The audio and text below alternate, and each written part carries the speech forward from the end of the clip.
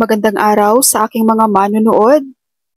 Inihayag ng Department of Labor and Employment or DOLE ang panibagong yugto ng pagtaas para sa mga minimum wage earners sa 3 rehiyon ng bansa. Sinabi ni Labor Secretary Bienvenido Laguisma nitong Miyerkules lamang na ang mga panibagong wage order para sa mga daily wage earners ay inilabas ng Regional Tripartite Wages and Productivity Boards or RTWPB ng Cagayan Valley, ng Region 2, Central Luzon ng Region 3 at Soc-Sargen ng Region 12. Dagdag pa ni Laguisma, ang mga wage order ay ini-issue ng motu proprio kasunod ng direktiba ng Pangulo para sa napapanahong pagsusuri ng minimum na sahod.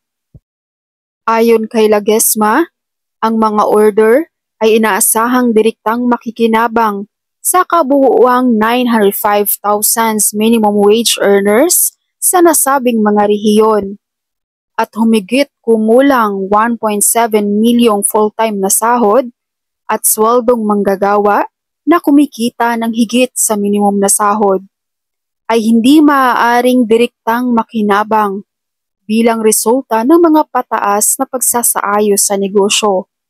Antas na nagmumula sa pagwawasto ng pagbaluktot ng sahod. Ang mga pagsasaayos na nag-iiba-iba sa bawat rehiyon ay naabot sa pamamagitan ng isang collaborative consensus at nagkakaisang inaprubahan ng mga miyembro ng kani-kanilang RTWPB. Sa Cagayan Valley, ang RTWPB2 ay nagbigay ng 30 pesos araw-araw na minimum wage increase sa lahat ng sektor sa bisa ng wage order.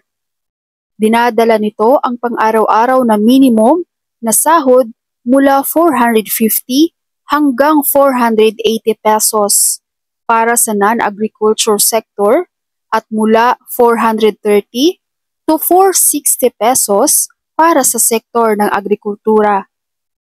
Inaprubahan din ng RTWPB2 ang 500 pesos buwanang aumento para sa mga kasambahay sa lahat ng lungsod at munisipalidad sa rehiyon na nagdala sa buwanang minimum sa sahod ng sektor sa 6,000 pesos.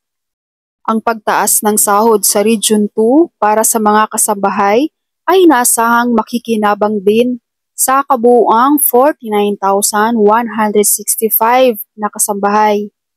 Humigit kumulang 15% sa kanila ay nasa live-in arrangement and 85% naman ang nasa live-out arrangement. Sa Central Luzon naman, pinasimple ng RTWPB3 ang istruktura ng sahod nito sa pangunahing klasifikasyon ng sektor o industriya ng agriculture, non-agriculture, at retail and service. Ang pagtaas ng halagang 50 pesos to 66 pesos ay nagdadala ng pang-araw-araw na minimum wage rates sa rehiyon sa hanay na 500 to 550 pesos sa non-agriculture sector, 485 to 520 pesos sa sektor ng agrikultura, at 435 to 540 pesos sa retail and service establishments sa ganap na pagpapatupad ng lahat ng tranches.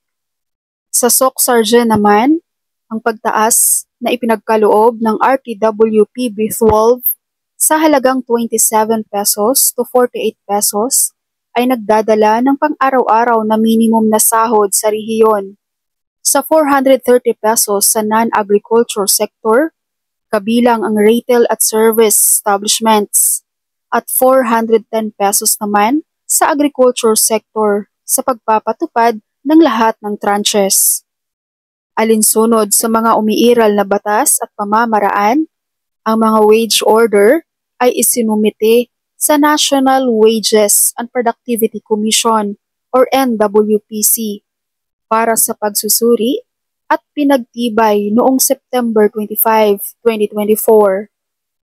Ang mga wage order na ito will be published on October 1, 2024 at ito ay mag-take effect on October 17, 2024.